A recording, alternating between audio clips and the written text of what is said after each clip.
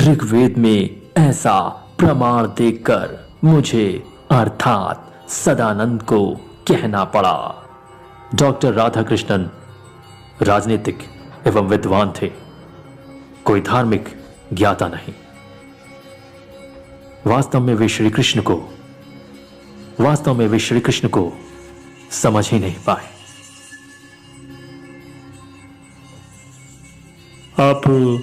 आप ऐसे कैसे कह सकते हैं कि वो कृष्ण को समझ नहीं पाए? वो भी हिंदू थे और विश्वविख्यात विद्वान थे। हाँ, वो कृष्ण को नहीं समझ पाए, इसीलिए वो श्री कृष्ण के बारे में ऐसी टिप्पणी कर गए, क्योंकि विद्वता कुछ और है और धार्मिकता अथवा ज्ञान कुछ और।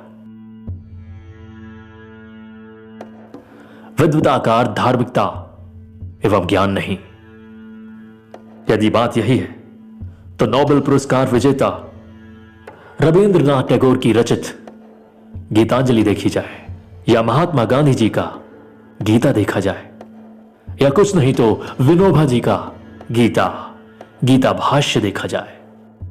वास्तव में श्री कृष्ण को अगर समझना हो तो वेद व्यास जी की श्रीमद् भगवत गीता एवं श्रीमद् भागवत महापुराण को देखना होगा, समझना होगा, क्योंकि यहां प्रश्न हिंदू, मुस्लिम, सिख, ईसाई का नहीं,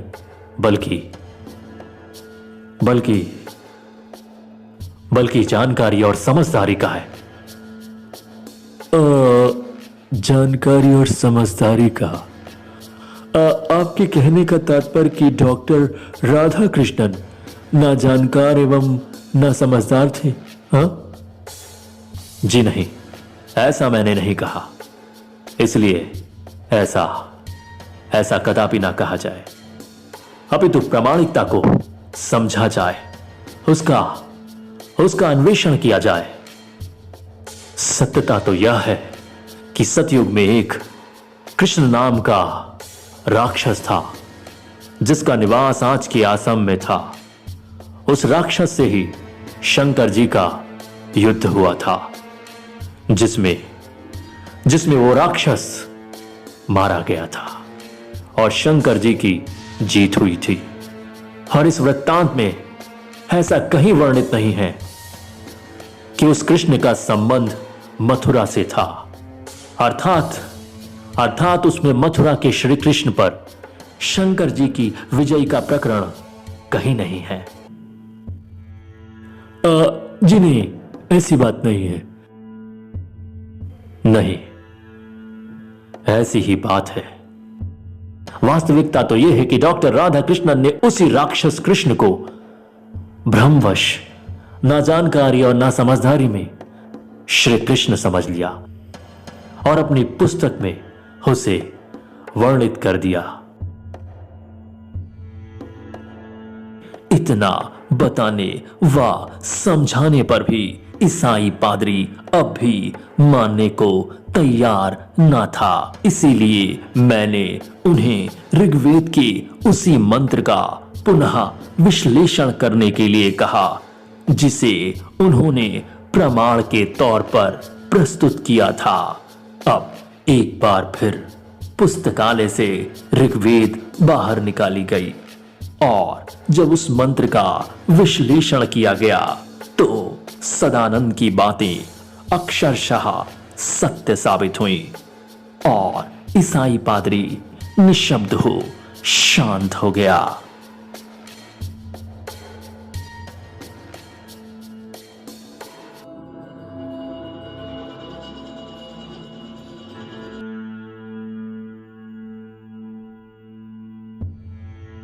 खैर, इसके बाद मैंने उन्हें धर्म पर पुनः चर्चा करने के लिए आमंत्रित किया।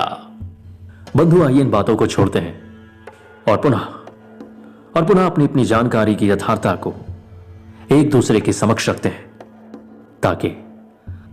ताकि सत्यता क्या है इसका पर्दाफाश हो जाए। और अगर आपकी बातों में सत्यता होगी तो मैं अर्थात सदानंद ईसाई धर्म स्वीकार कर लेगा, और और अगर ये सत्यता सदानंद की बातों में होगी तो आप भी हिंदू धर्म स्वीकार कर लीजिएगा। नहीं नहीं, हम कुछ नहीं कहेंगे। अब हम सिर्फ सुनेंगे। उनके ऐसा कहने पर यहां ये बात बिल्कुल स्पष्ट थी कि ईसाई पादरी अब झिझक रहे थे। इसीलिए अब सत्संग आरंभ हुआ, जो करीब 2 घंटे तक चला। राजा परीक्षित को अमर कथा सुनाने की बात आई तो 88,000 ऋषि महर्षि सब इकट्ठा थे। सत्संग के उपरांत ईसाई पादरी ने हाथ जोड़कर विनती करते हुए कहा, सदानंद जी, मैं आपका स्वागत करता हूं, लेकिन मुझे यीशु से विमुख मत कीजिए, क्योंकि मुझे लग रहा है कि आप हमारा सब कुछ छुड़वा देंगे। ऐसा मत करिएगा, क्योंकि मुझे ईसाई धर्म से काफी सहायता मिलती है, और जिससे मैं यहां मिशन और अस्पताल चलाता हूं और दवाएं भी बांटता हूं। वास्तव में मैं कोई जानकार नहीं हूं। आपसे क्षमा याचना है, आपसे विनती है कि आप हमें हमारे स्थान पर ही रहने दें। यह वार्तालाप 80% अंग्रेजी भाषा में हो रही थी और महज 20% ही हिंदी भाषा प्रयोग की जा रही थी। इस सत्संग कार्यक्रम और वार्ता का वेद प्रकाश के हृदय पर अमिट एवं अविस्मरणीय छाप पड़ा। अब उसका सदानंद पर विश्वास और भी ज्यादा हो गया और अब वो सदानंद को पहले से भी ज्यादा दृढ़ विश्वास के साथ मानने लगा। वास्तव में ये घटना इतनी प्रभावशाली थी कि वेद प्रकाश के अंदर दिनों दिन मेरे प्रति सद्भाव एवं सद्व्यवहार बढ़ने लगा।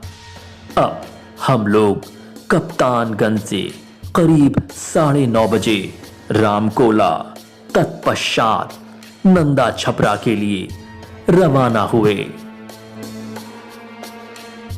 वेद प्रकाश बहुत ही लगन के साथ यत्र तत्र सत्संग कार्यक्रम करने व करवाने लगा।